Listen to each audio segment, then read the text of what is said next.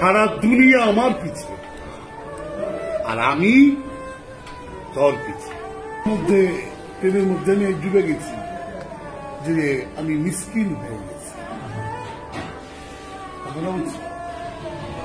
যখন মিসকিন বলতে কি বুঝাইছে, যে এই দুনিয়ার বিষয় বস্তু বহু মায়া যখন আমি পরিপূর্ণভাবে হৃদয়ের থেকে ত্যাগ হয়ে গেছি, আমার হৃদয়ের এই বিষয়গুলি কাজ করে, তখনই আমি মিসকিন হয়ে গেছি। তাদের তো প্রেমে হয়েছি, ওটা আমি এমনি কোয়া হইনি। এমনি কোয়া ভালো হওয়া যায় না, ভালো হইতে গেলে মহব্বতের প্রয়োজন নাকি বাজান? উনি সবাইকে পানি বায়াত দিতেছে, উনি বলতেছে আপনি কি সেই মসিউদ? কয় না, আমি তার জুতা ফিতা খোলার যোগ্যতা অর্জন করি। কিন্তু দেখা গেল এই কথা বলার শেষ আর ঈসা নবী আয়েশা তার কাছে বায়াত দিলেন। তুমি পাক্কা?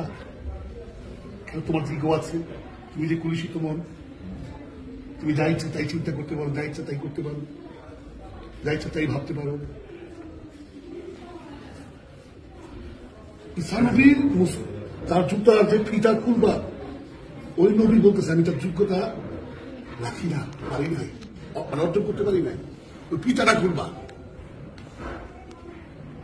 আর সেই ঈসা রুহুল্লাহ গিয়া তার কাছে পানি বায়াত নিল। এখানে কি বুঝো? এই যে যত ধর্ম সংস্কার যা আছে, এই সবগুলিকে বিনাশ করার জন্য ইসলাম নাকি? জুলুম করার থেকে, অন্যায় করার থেকে, অত্যাচার করার থেকে, অহংকার থেকে, হিংসার থেকে, গীবতের থেকে, স্বার্থের থেকে, লোভের থেকে, মোহর থেকে, এগুলিকে কখনো ইসলাম সাপোর্ট করেনি। এর বিরুদ্ধে ইসলাম, এই বিষয়গুলির বিরুদ্ধেই এলো ইসলাম। আর তোমরা কেমন ইসলাম বানাইছো? তোমরা টুপি, দাড়ি, নামাজ, রোজা, হজ, যাকাত, কোরবানি সবই আছে, কিন্তু এই স্বভাব থেকে তোমরা কেউ বাইরে পারবে না। এই স্বভাব তার বিরোধিতাই হইল ইসলাম। নামা আর ইসলাম কি বুঝলাম?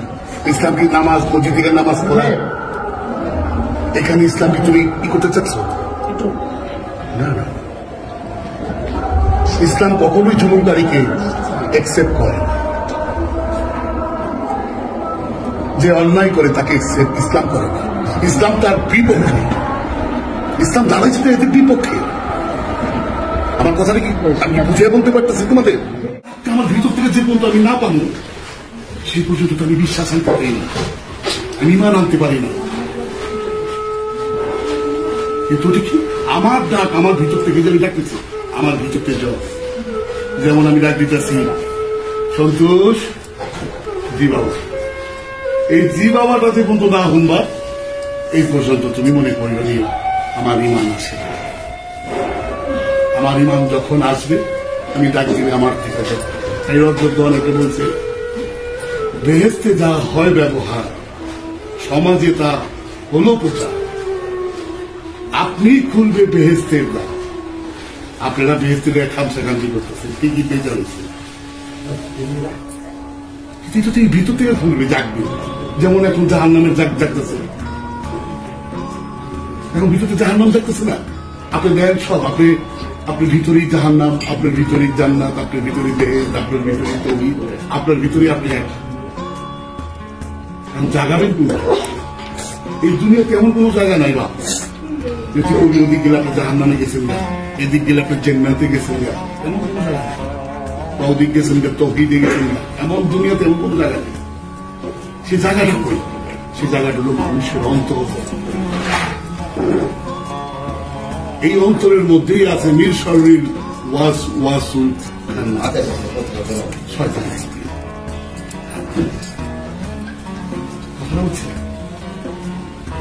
এত সাধন ভজন কেন করছে?